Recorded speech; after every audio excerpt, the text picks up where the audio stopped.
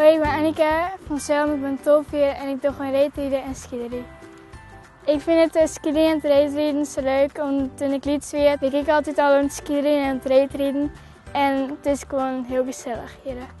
Ik heb skileschoenen en knielbeschermers, een pak en fietswansies. En een helm. Het is belangrijk dat je ze volle oren hebt, want anders krijg je van die lelijke littekens. En de vereniging heet de IJster en het komt uit Snit. En het is een skiler- en een reetriedvereniging. Een skielertraining zit door eerst een hele week doen we inrennen en draven en rekken strekken en zo.